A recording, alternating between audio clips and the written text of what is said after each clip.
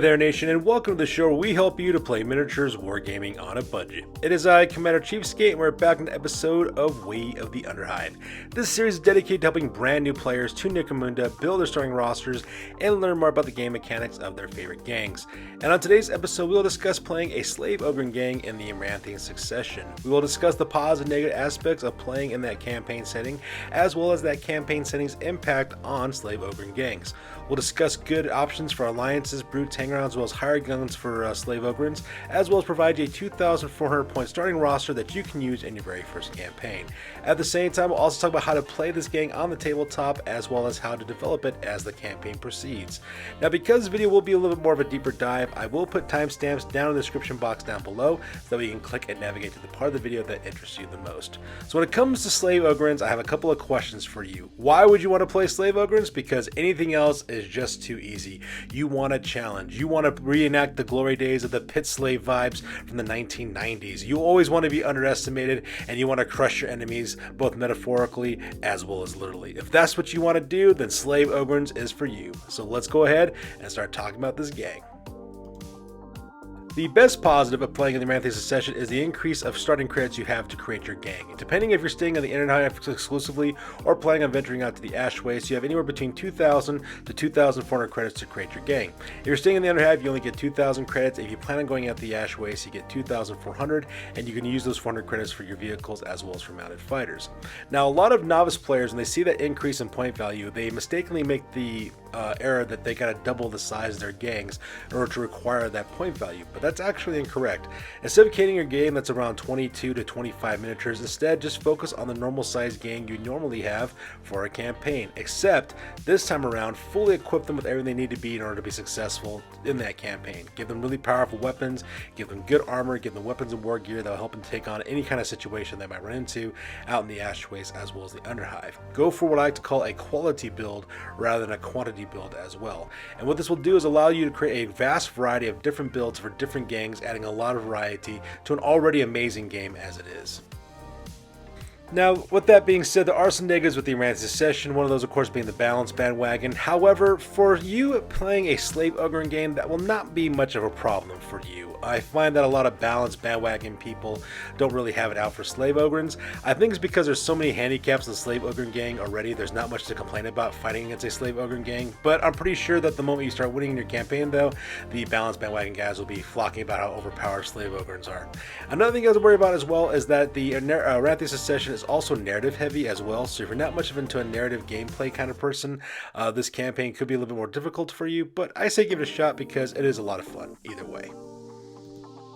So let's talk about Slave Ogryns and how they're impacted by the Aranthian Succession. So pinning is still going to be a huge problem for Slave Ogryns because they do get susceptible to being shot at and also being pinned. After all, the way that Slave Ogryn Gang actually wins is through close combat. If you're losing an action to get back on your feet every single time you get pinned, this could have a bad problem for you. However, there are some really good ways around that, and that's going to be your Slobo slaves. We'll talk about that when we get to actually your gang list. At the same time, you're also automatically outlawed as well, so because that does limit the type of alliances you can make, but that's not much of a problem, well, all things considered, because we'll talk about the workaround for that one as well. And there's not much for shooting for this gang as well. Your only shooting weapon really are either grenades or storm welders, which could have mixed result for most people. So because of that, you're not really having much shooting elements in this gang at all, but like I said, there are ways around this, and we'll talk about that when we get to our actual lists. Now, interestingly enough, though, you do have the double the number of champions you could actually have in a gang as well, because in the Aranthian Succession, you can have double the number of champions. So that part is going to be nice, especially for Slave Ogryns, since under bosses are really good. You, of course, have to balance out the normal rest of the fighters you have in your gang to balance this, but you can also start off with twice as many champions, which is all kinds of awesome. At the same time, alliances will be extremely important for your gang as well, and the reason why that is the case is because you're always going to be outnumbered and always outgunned, so you always got to worry about having that. So having those alliances are going to be extremely important for your game because you're going to be outnumbered and outgunned. Making the right alliances to support your weaknesses will be able to help solve those problems as well. At the same time, you also have the ability to also take vehicles. Vehicles are going to be extremely helpful for this gang, get you better on the battlefield even faster than they would before, and also at the same time bring some heavy weapons that you could use to actually shoot at your opponents. And you also have the ability to take a Psyker now with the new Awakened Ogryn, which is a brute that you can get now from the Apocrypha Necromunda scenario pack, the Lost Charter, which which will be great for your gang as well. And we're going to talk about how you can maximize that psychic ability using Ogryn in your gang in our lists. Now, when it comes to alliances for your gang, it's going to become important for you to make sure you get the right alliance. Now, because you're an outlaw gang, you only get two types of alliances that you can make. You can either make a criminal alliance or you can make an alliance with one of the noble houses, because a lot of the noble houses, except for House Helmore, doesn't really care about your legal status as long as they're willing to work with anybody to further their own agendas. So that part is kind of nice. Now, like I said before, when it comes to alliances, what you want to do is take a look at whatever shortcomings your gang has and pick an alliance that can help solve that problem for you. For example, if your gang really struggles with income generation, like Paladin Forces for example, they might want to make an alliance with a guild or noble house that could actually help them generate income. For your gang, the Slave Ogryn, it's going to be primarily shooting is the main problem that you have as well. For that reason, there are a couple of actual really good alliances that can help you out. One of them being the Narco Lords.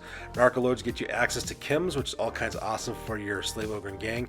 And probably the most important aspect why Narco Lords are good is because they give you D3 plus 2 Hive Scum. That'd be a really good way for you to do that as well, but they give you some long range shooting attacks with those Hive Scum. So that's probably one of the best criminal alliances you can make. Another really good alliance you can make is with the Fallen Houses. Because Slave Ogryns are so expensive, as well as some of the weapons and equipment, income generations can become very important for you. And since you'll be fighting mainly law-abiding gangs, or gangs are allied with enforcers, or with the noble houses, or with other merchant houses, having a Fallen Lord could actually really help out your gang develop a lot of income for your gang as well. House Ulanti would also be really good for income generation as well. They have some really good close combat fighters in that noble house alliance, and could also help you generate income as well. But in my opinion, one of the more interesting ones for you actually could be House Tai. And the reason why is because House Tai, even though it is a noble gang, noble alliance, gives you some really good psychic defense. We're starting to see a lot more psychers now in Necromunda, and unfortunately Slave Ogryn are not really all that great with willpower, so getting some of the psychic defense against that could actually be a real viable option. Now in this video, I'm going to be actually using an alliance with House Tai because I'm going to exploit some of the abilities that House Tai can give, especially with a psyker in your gang for your Slave Ogryn. So we'll talk about that a little bit more later. Alright, so let's talk about brutes, hanger-ons, as well as hired guns. So rogue dogs, of course, the number one gold chip, blue chip hanger-on for a gang, just because if anybody suffers a critical injury, you can actually get your gang patched pretty well. Only costs 50 credits too, which is kind of nice as well. Now, because you are an outlaw gang, that means you can only take outlaw hanger-ons as well as brutes and hired guns. So that is something you want to take into consideration. Now, I believe the best brute for this gang actually is the Awakened Ogryn. The Awakened Ogryn can be found in the Lost Charter Apocryphal rules, and basically you have an Ogryn that has psychic abilities as well. Now, the willpower stat is not really all that great. It's actually only willpower 8, so they're not going to get their psychic powers off all that often, but there are ways around that to make your Awakened Ogryn a very powerful fighter in your gang, and we're going to talk about that because we're going to use this brute in our starting roster. So let's go and talk about your Slave Ogryn starting rosters for Necromunda, the Aranthian Succession. This is going to be a 2,400 point list. First of all, I like to call this the Onimusha list because of the video game Onimusha, because Oni is Japanese for ogre, and you're going to make an alliance with House Tai. First of all, you're going to have Ogryn Overboss. He's going to cost you 275 credits. This guy's going to have an armored undersuit as well as furnace plates to give him a 4-up armor save when being shot from the front direction, 5-up armor save otherwise. They're going to have paired arc wielders, which are really powerful, strong flaming attacks, which are really powerful as well. Give this guy commanding presence for large group activations, as well as the runaway special will attach to them as well. After that, you're going to have an Ogryn Underboss number 1 as well as number 2. They're going to cost exactly the same at 265 credits apiece. Both will be armed with armored undersuits as well as furnace plates. They're also packing storm welders for some medium to close range shooting. They're also mounted on Waster dirt bikes, so that way they can fly around the battlefield a little bit easier. And they also have Fists of Steel. And the reason why is because they get +2 to their strength and double damage for unarmed attacks, which means that your Slave Ogryns will be hitting at strength 7, damage 2 with their punches. So no joke, those guys. And you also have the runaway skill for those two as well. And then you have 2 more Ogryn Underbosses, Underboss number 3 and 4. They're going to cost 215 credits apiece. Both will have armor undersuits with furnace plates as well as last cutters. They're also going to have Spud Jackers for that knockback attack, for their dexter attack. They can take the Nargos skill, so that way if they do get pinned, they can still take a double action charge and strike enemies with those last cutters. And they also have the runaway skill as well. Now, after that, you're going to have 4 Lobo Slaves. All 4 will be cost exactly the same. All 4 will have 135 credits apiece. All 4 will have armor undersuits as well as hazard suits, giving them a 5-up armor save as well as resistance to blaze, toxin, gas weapons, as well as radphage. They're going to be armed with paired spudjackers, so that way they get double the attacks, as well as knockback. Now they do have the lobotomized special rules, which means they can never be pinned, which is absolutely fantastic, but it also means they can never be part of a group activation either, so that is something you got to worry about. They have limited learning capacity, which means they gain less experience points than everybody else. Slow-witted, so that way they don't get those larger group activations, and they also have the runaway special rule as well. And then you have a Scum Racer. It's going to cost you 385 credits. This fighter's got a photo goggles and is driving a custom medium vehicle, which is tracked. It has a transport bed as well as extra armor to add additional toughness all the way around. It's also got nitro burners to make it faster, as well as a heavy stubber for long-range shootings, as well as a boarding ramp to help give you +1 to your initiative when you're doing boarding actions. And then of course you have the Awakened Ogryn, which is the brute for this gang. This guy's going to cost you 235 credits.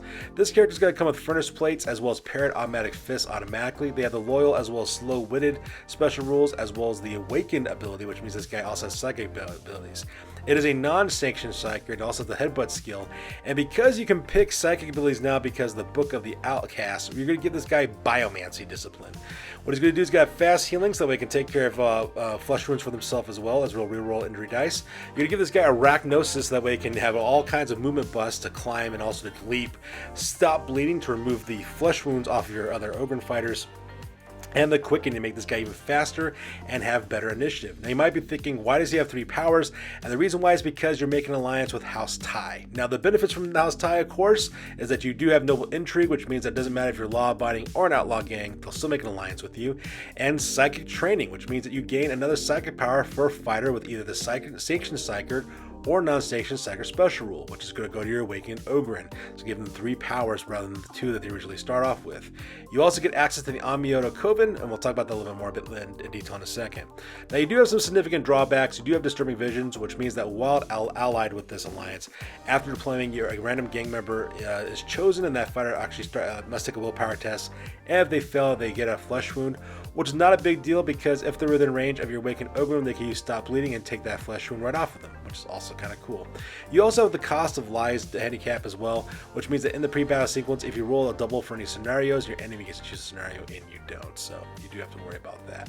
Now for the Amioto Coven, you get the Amioto Telepath, who's got a Refractor Field for 5-up armor save, as well as a Shock save for close combat. They also have Overseer skill as well as Telepathy. You're going to give them a Fearful Aura, which means that enemies have to pass a willpower test to charge them. You're going to give them Mind Control, so that way you can control your enemy fighters and have them shoot at their own people, as well as Unbreakable Will. Now this is the secret sauce in this list, because what Unbreakable Will does, it gives this fighter's cool as well as willpower characteristics to all fighters within 9 inches of this fighter. That's the one you really want to use, and you're going to pair that with your Awakened Ogryn, which means your Awakened Ogryn now has 5 willpower, which means they'll be pretty much getting off all their psychic powers every single time and causing a lot of hurt and pain for your enemies. So keep that in mind. That is the secret to this one as well. You do have the Control Collar, which basically is a game mechanic where either the Telepath or the Null is taking effect with their abilities, and this fighter is also a Sanctioned Psyker, so that way they can re-roll failed psychic tests. And then you have the Amioto Null. This person's got mesh armor as well as bolt gun and a power sword. They're also packing respirator. They also got the True Grit skill as well as control collar, and they're also psychic null, which means that enemies within range of them cannot access their psychic abilities. So you can really get some really good psychic defense against your enemies, buff up your own psychic abilities as well, and manage to take off 2 points of cool from enemies that are nearby for this guy. So this is a really good list for you guys to use. Also kind of an interesting one as well. Now let's talk about the tabletop tactics on this one. So you're going to have 4 fire teams in this gang. Assault Fire Team number 1 is going to consist of your Ogryn Overboss as well as Ogryn Underboss 3 and 4. Those are the guys armed with the last cutters, as well as Lobo Slave number 1 and Lobo Slave number 2.